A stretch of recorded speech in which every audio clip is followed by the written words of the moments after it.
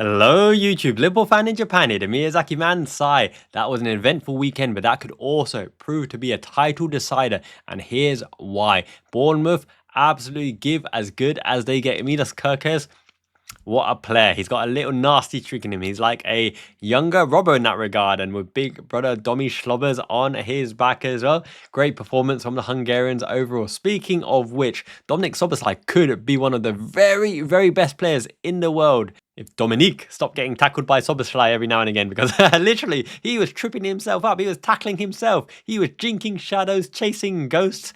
Oh my goodness, what was that performance? He's all over the place. But what a unique number 10, pseudo number 10 that we got. And we'll speak about Domi Schlobbers very shortly. But I want to let you know about Manchester City and this false narrative that they're in decline, that they've dropped off the face of a cliff. Literally, they were title winners last season with more or less the same squad.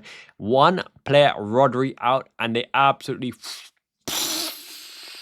So Liverpool are not lucky because of Manchester City's decline or lack of form. I tell you what is happening. The standard of the Premier League is going up and up and up. Guardiola intimated it himself in the post-match press conferences.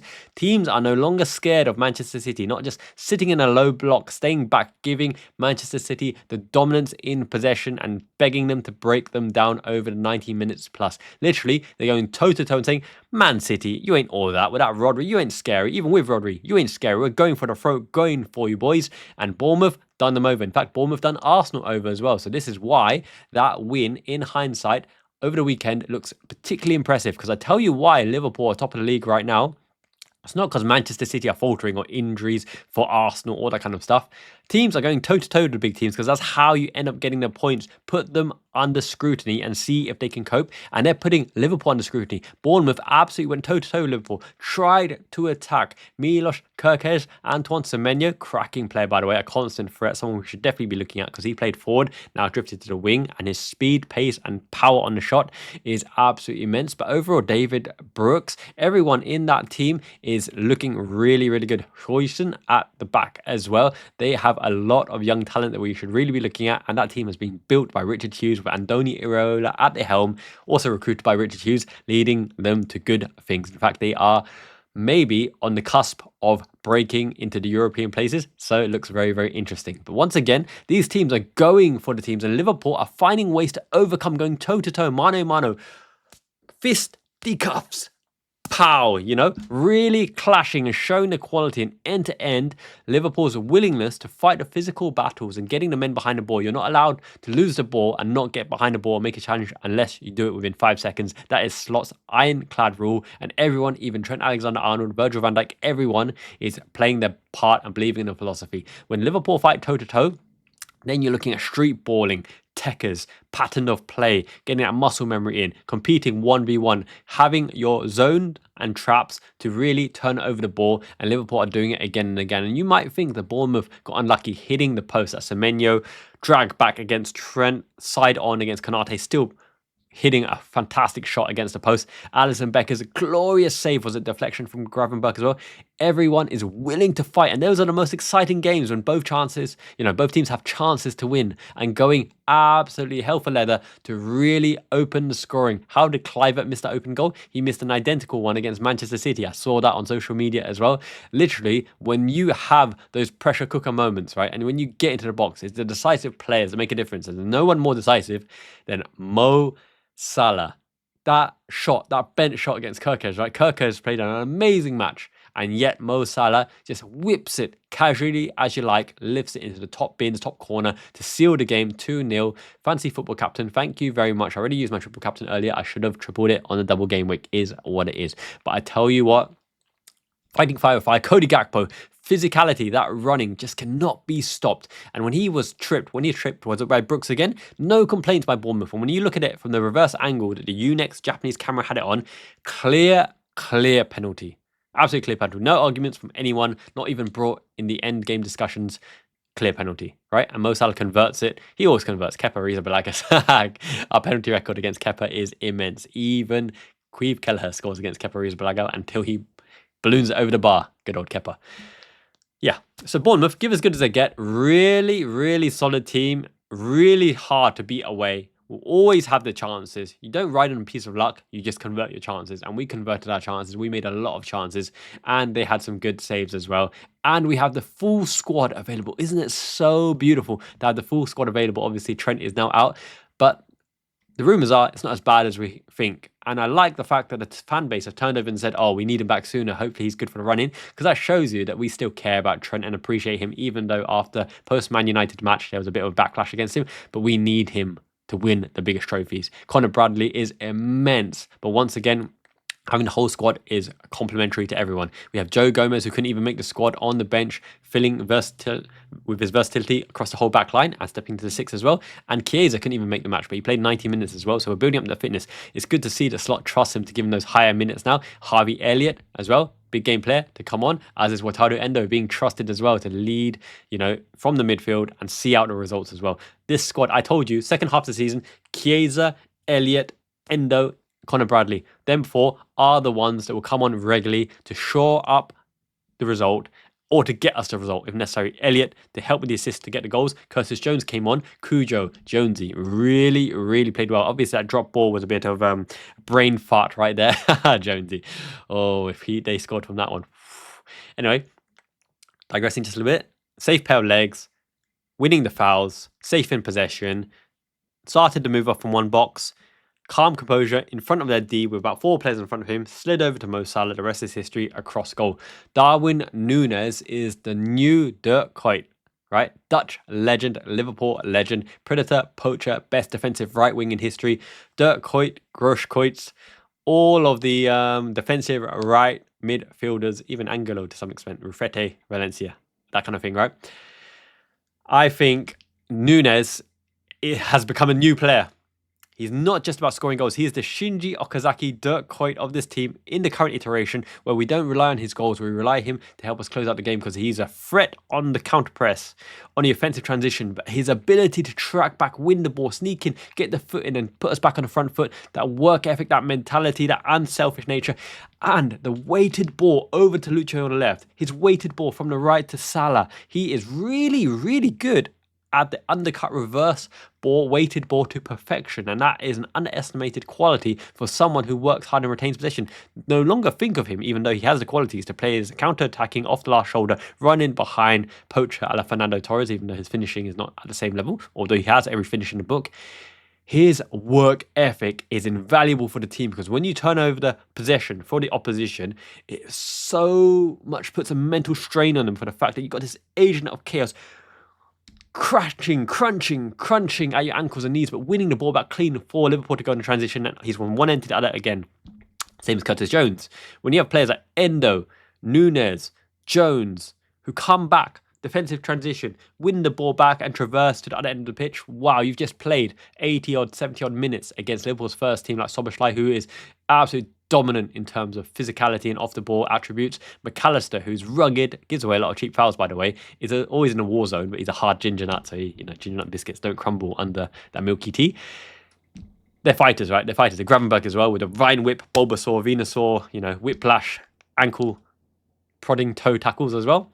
And Van Dijk and Konate, man mountains at the back, impenetrable. And Alisson Becker behind that, it's an intimidating prospect, isn't it? To go toe-to-toe with Liverpool, who get every man behind the ball. And that's the thing, you can't underestimate that Liverpool do play a low block on transition because we get men behind the ball and sit in position and we don't necessarily Gengen press the whole time to save energy to go for the 90 minutes as well. Now let's talk about Domi Schlobbers and his little Dominique Devil kicking at his ankles. He is that unique number 10 who, even though gets into positions to score again and again, late ball runs like a Lampard, overlaps on the outside to be the extra man to shoot across. For all his power and shooting technique, he doesn't really have the ultimate belief to smash, absolutely take the keeper, take the man, everything into the goal. He's too clean cut and wants too clean an opportunity. I want to see Slot add that ruthless aggression nature that you take the man, take the ball, take everything with a thunder cannon shot like Risa on Alan Smith on a free kick kind of thing. I think he's too nice.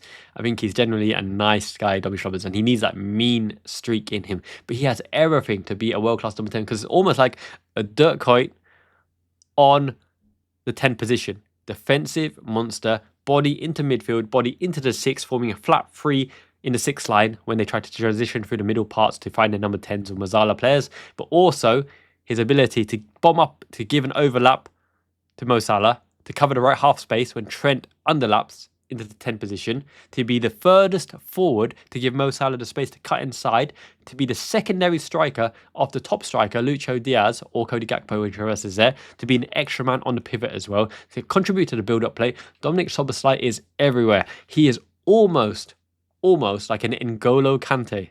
He's everywhere. He's absolutely everywhere. Now, he's not the cleanest tackler like N'Golo Kante, and he hasn't got the, ability to really be neat and set up things. But he has attributes that Kante doesn't. Kante was also a former winger. He has the long shot. He has the aerial prowess. He gets into good positions. He just needs to start converting those to be the real top-notch player. We know he's a top-notch player, important for the system, but he has levels to go, and he's still so young as our Dominique. And that midfield is truly class. A balance, pizzazz of a Gravenberch doing a 360 Zidane spin. Obviously, Lucho Diaz taking over from that position. Gravenberch is technique, a maestro, a Ruud Gullit, a Rijkaard, a Wim van Hanegem. He's more like Wim van Hanegem than Gullit or Rijkaard, to be honest, but you might not have seen him back in the day. Quality 6 who can actually go into the half-back and centre-back position. The thing is, as I said, this Liverpool team have the power to go toe-to-toe, and everyone thought this was a potential banana skin because nobody is almost on better form than this Bournemouth team, right? Beating all comers and having attacking threat, and Andoni Iraola's ability to allow the fullback to invert, to allow Semenyo to cause havoc alongside Kerkez as well, with Utada at the front. Dango's a sweet mochi kind of thing, right?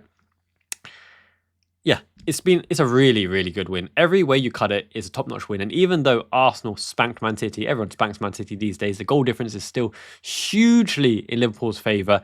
We're still 6 points ahead with a game in hand against Everton. And if we win that game in hand, and we've got Tottenham in the semi-final as well, right? Coming up, better turn them over at Anfield. We've got a full squad, a full roster to count on. So no excuses really to turn over Ange Ball. He's going to try to sit deep, hit on a counter, pen them in, play his full strength squad. Opportunity. Ange wins always a trophy in his second season. But look, this is Arne Slot's season, Arne Slot style football. And you can't begrudge Arne Slot winning everything for the fact that the ability to keep the players fit. Look at Alessandro Martinez for Manchester United, right? 2-0, they lost to Palace, and he's out with a knee injury. Liverpool, touch wood. Kami-sama is avoiding all injuries. We got players in form, we got players fresh, we got players hungry, getting behind the ball, getting up front to support in both transitions, end to end. This is all Arne Slot and Sipka Holshoff and the medical team and Heitingen, everyone else.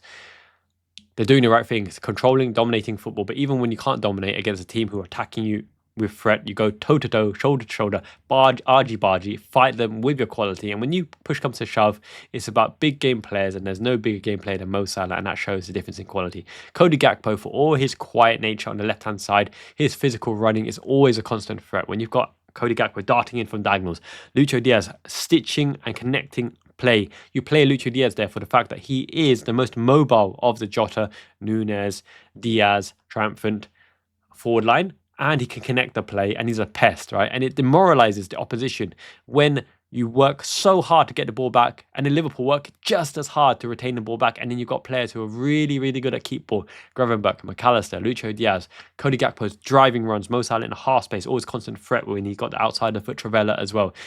This Liverpool team is frustrating as heck to play against, because even when you finally work a good position, against this opposition, you've got to work your way through the press of Szoboszlai, McAllister, Lucho Diaz, Gravenberch, Mo Salah cutting inside Gravenberch, going to the right half space position to cover for Trent because of the double overlap with Mo Salah. Arne Slot is honest enough to say that Semenyo and Kerkez double teaming Trent Alexander-Arnold is not the best of situations, and Mo Salah isn't the best at getting back. He offers more up front, and we want to keep him up front because there's a double-edged sword to bring their fullback so far forward, like Ipswich did and got hammered for. So Gravenberch into right half space, Domi Schlobbers alongside McAllister in the sixth position. Tactical maestro is our shiny one. Up the shiny one. The cream of the crop! And then breaking through that Gravenberch, Konate, Van Dijk, Alisson backline with a world-class keeper who can make those saves, even deflection. Wow. We're horrendous to play against, horrendous to defend against, horrendous to battle against, horrendous to fight set pieces against, horrendous to hit on the transition, and even in your corners, you got to watch out because like the red arrows, we go down the other end and really go for the throat, right? It's a horrible team to play against. And look, the fixtures are running out thick and fast. Let me know what you're doing with assistant managership, by the way, in fantasy football. The fixtures for Arsenal to catch up. Arsenal have to catch up a 6-point deficit. Hope Liverpool lose the game in hand and overturn the goal difference by outscoring us, let's say, 2 goals every game until the end of the season. Whilst they have the games in Champions League and all the other cups as well. It's a hard ask, right? If Liverpool keep a current form and current pace and there's no signs, no weakness in the armour, right? No weakness in the players. No demoralizing effect from the media about contract talks, anyone. Arne Slot is handling the media side, the on-the-pitch issues and the off-the-pitch issues with aplomb. He's a tactician. He's gauging the opposition, preparing promptly, and things are seeming to align because obviously when we play Manchester City, they have Real Madrid in the midweek before that, which means they have a day less to rest and they've got to get through the Champions League versus Real Madrid, or they might even put out Real Madrid, right? So it's fun times to be a Liverpool fan. Everyone unite and celebrate the good times. The good times aren't always here, but look, up the shiny one. He is boss right now. There's no one we would rather have, even if we make no signing in January window. Arne Slot has already confirmed that work is at hand to strengthen the squad in the summer. And as he mentioned as well, and in the last video, this squad is so hard to strengthen. But if we are putting, the work in to identify those targets and bring them in and give them a little nudgy before the transfer window, then you're expecting good things, big names, or at least quality players, the right player, the player that Arne Slot and Richard Hughes combined want for the shiny era. And this is the shiny era, by the way. I'm still working hard on the book. I actually enjoyed the Royal Rumble, by the way. Wrestling really fun. Lots of comebacks. Digressing just a little bit. Thank you so much for supporting the channel. Great time to be a Red. Great entertainment all the way around. The new Champions League format, seeing who comes in the last day, is also really interesting and quite fun as well. I'm on the mend on surgery, smiley face, happy face. This is a slightly shorter video, but I just want to say with this result, my goodness, Liverpool are a juggernaut, the juggernaut. Hard to stop, even with psychokinesis, telekinesis, psychopathic, whatever attacks from the media, from the opposition, mind games from Lego head Arteta. Nothing is stopping Liverpool's rampage. Good time to be Red. Really, we need to get through this semi-final and be on course for winning it all. We have the right players to turn over Tottenham at Anfield. Let's do it. Minasan, Ichiban, it means the best. Join the YouTube membership. Best way to support the channel. Literally, there's a link down below, right? I think it is join the members and in the description. If you want to support the channel, the best way is for YouTube membership, because YouTube don't pay pennies. It's literally like £3, £4 per 1,000 views, and you do the maths. Not even enough for some cheeky chicken nuggets from Mackie D's. Until next time, Jana, have a great week, everyone. It's the start of the week. Love you guys so much. Discord is always great banter. I watched the Bournemouth match in the Discord against, really tough opposition and going toe-to-toe. Fun to see the analysis. I'll be back with live streams very soon. Until next time, have a great day, everyone. Peace.